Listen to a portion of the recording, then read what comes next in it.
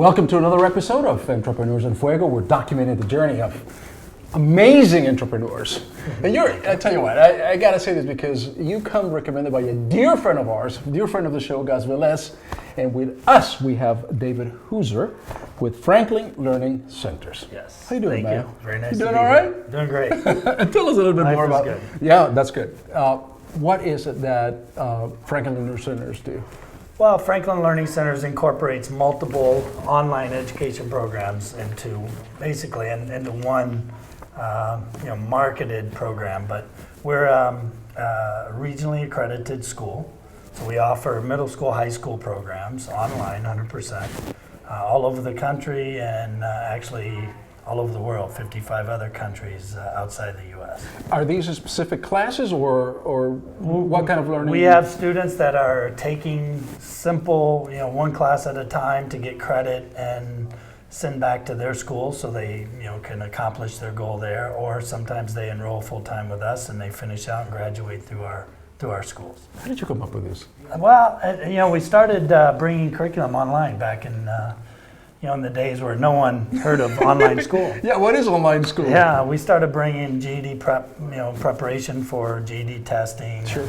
SAT, ACT testing, just more as a curriculum, a content provider. And then our students said, hey, we love your system. How do we go to the next level? With a GED student, they would take the preparation through us, but then they'd have to go somewhere else and test. And they didn't want to do that. A lot of our students don't have transportation. They needed something delivered, conveniently to their home or their neighborhood. So it made sense for them.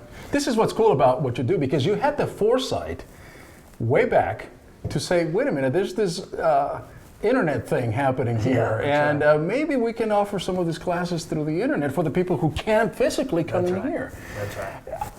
When you had that thought, that light bulb that went off, how did you execute that idea? How did you go from an idea to the actual execution?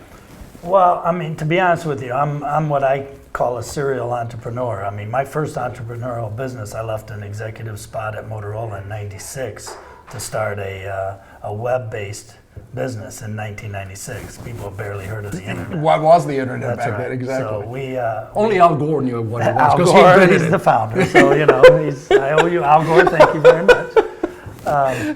Back then it was more of a business-to-business solution, leveraging the internet as a communication vehicle. Right. And we were fortunate. We started that in '96. We had a group come and offer to buy us out in '99. We took advantage of that. We started another right before the bubble. I actually got to feel the bubble a little Just bit. a little second bit. engagement. So I have a few scars from that era. But I always since leaving Motorola in '96, I've been tied in more as a technical business person, not as an educator. Which now my passion is delivering these education programs to kids all around the world. So I actually started just funding a friend who had the idea of putting the curriculum online. I wasn't sure it was going to be a great business, but it seemed smart. So we did that. Then we had our students ask us, will you go to the next level? You're giving us what we want, but then you're stopping us and making us do something else to finish. So in 2009, we set up the business that is now the school, and we started moving forward, became an regionally accredited school in 2012.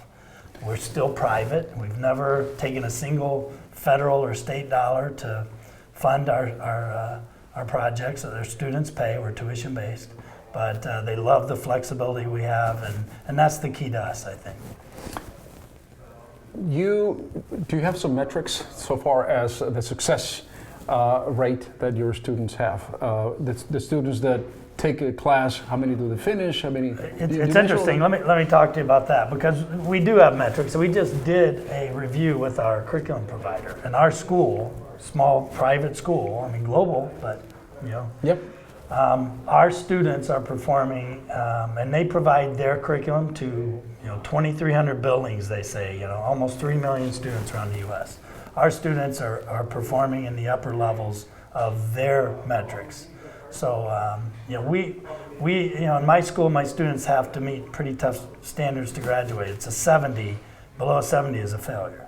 Wow. So we don't, if you're not serious, you shouldn't come our way. And, we're very popular with the homeschool crowd, where you have that stay-at-home mom situation. Sure. They want to give that additional, that hands-on support, but they don't want to be the teachers. They don't want to be, grading papers and things like that, setting the lesson plan. So the parents are involved in the education process very intimately, but we're delivering the program on their behalf, on our school's behalf. But yeah, our metrics, our students do very well. The challenge we had, one of the challenges we've had, I was just going to ask you about that. was going international. We're actually exporting education, American education, to the world. It's pretty cool. I had a conference I met with the Commerce Department, and they said, we don't know how to handle you.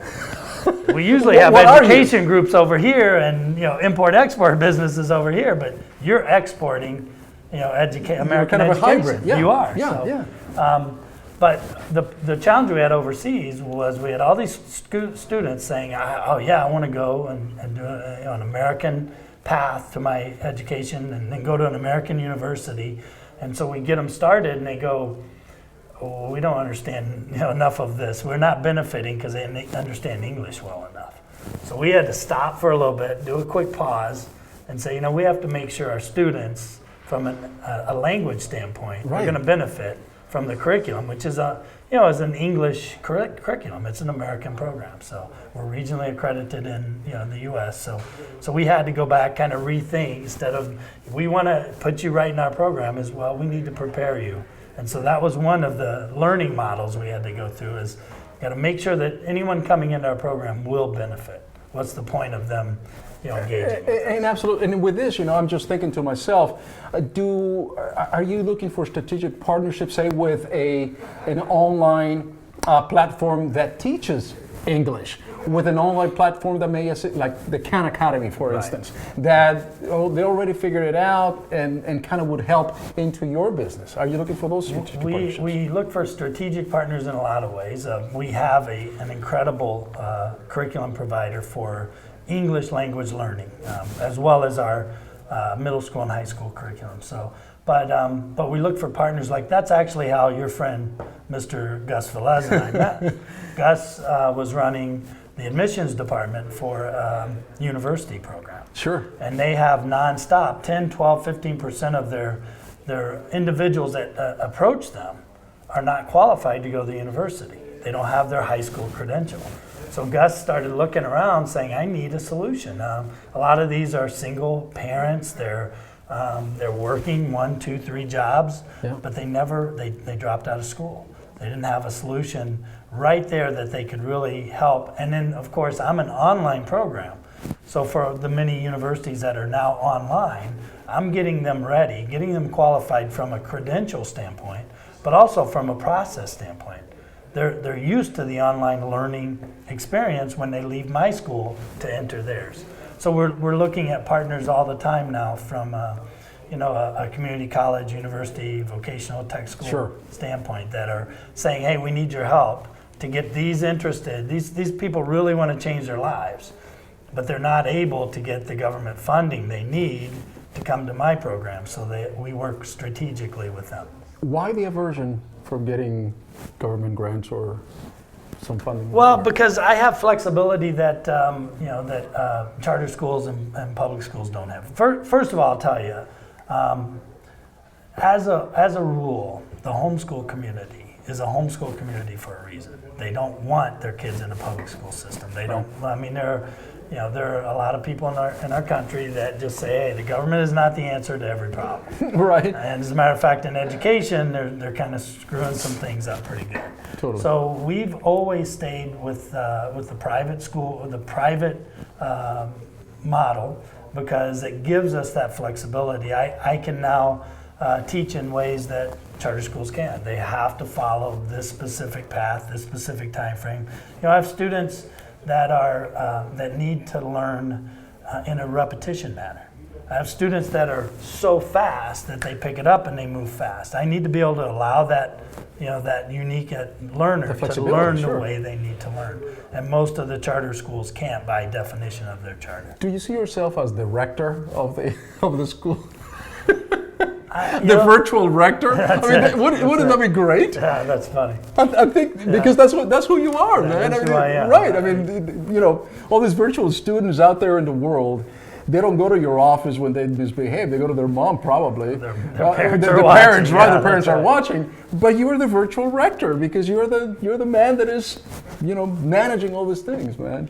And I used to laugh, saying I think I'm the coolest principal I've ever met. Exactly. So, Exactly. And so, as the coolest principal, as the coolest rector in the world, what advice are you going to give all these students?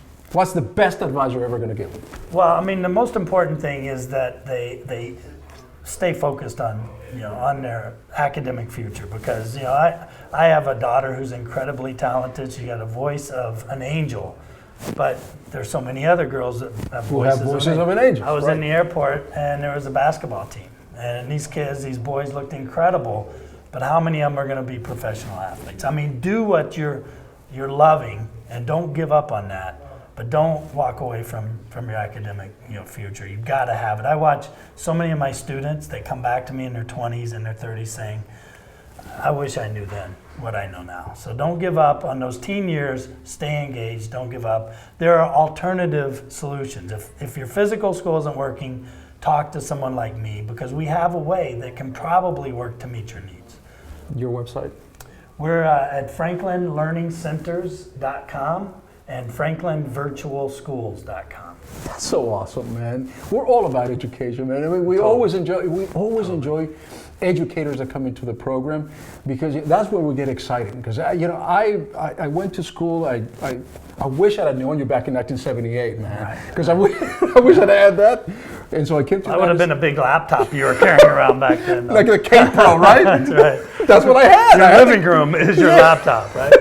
Yeah. That's what I have, and so and I went through the process. Finally, got my MBA and all that stuff. So I value education, and I really respect what you guys are doing, what educators are doing, and that message that we send out to entrepreneurs that are out there, looking to get out there in the business world and everything else. Message is, do it, but have some education first. Do it. Get yourself. You need to know what you're doing. You need to know what you're doing. Yeah.